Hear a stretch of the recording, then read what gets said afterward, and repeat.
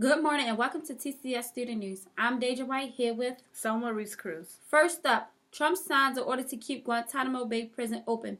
On January 30th, 2018, Donald Trump gave his State of the Union address.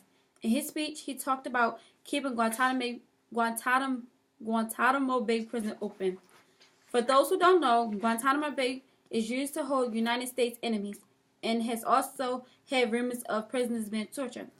The decision to close Guantanamo Bay came from the former United States President Barack Obama, who said he wanted to close the controversial site as soon as possible. The facility in Cuba has been used since the 9/11 attack to detain terrorists, but only 40 more prisoners remain. Hundreds were transferred away from the facility during the Obama administration.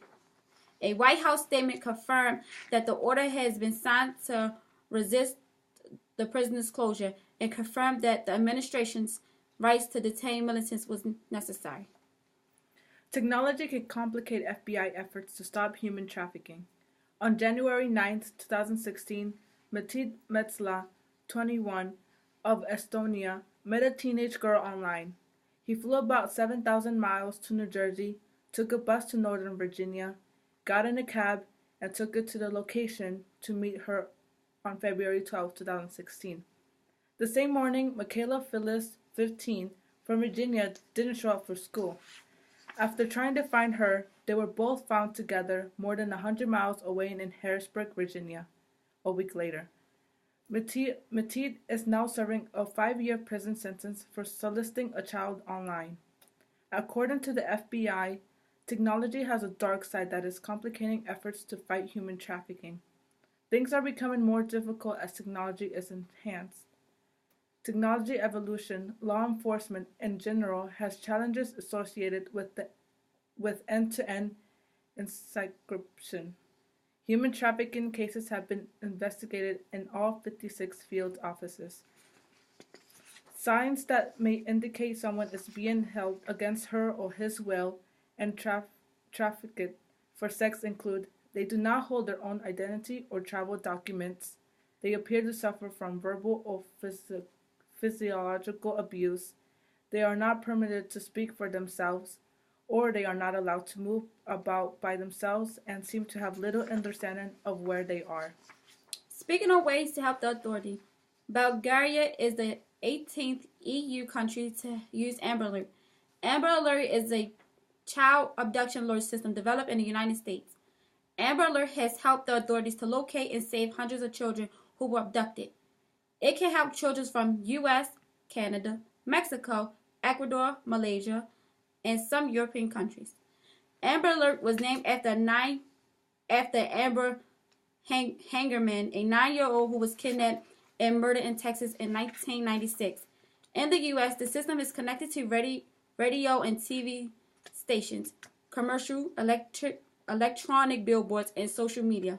There is also an email system which automatically sends out messages to register people in the area in which child went missing. Amber Alerts help trigger an alert when a child is missing, when it was likely abducted by an unknown person, and when the child's life is in danger. Also, alerts are only being triggered in cases in which there is enough information about the victim and the kidnapper, the publications of which would increase the chances of finding the child. The information can be spread very quickly and efficiently. These Democrats are bringing dreamers to President Trump's State of the Union address. Trump announced in September that he would end Daj'a, an Obama program that protected undocumented immigrants brought to the U.S. as children from deportation. Dreamers have spent months facing uncertainty, and lawmakers struggle to negotiate a deal for the program.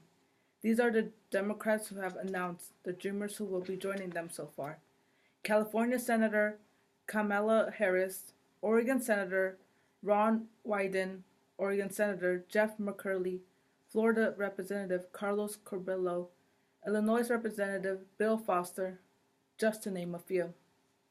Now, let's get into some real news. TCS News. On January 23rd, it was Miss Leah's birthday. Everyone here at TCS appreciates your hard work. We also had another birthday on the 26th. It was Daj'a's 19th birthday. We hope you both had a wonderful birthday. TCS would like to give a big thanks to Miss Famiko for coming in on Friday and sharing her life story with us. I really enjoyed Miss Famiko's story. I learned so much from her. Thank you again.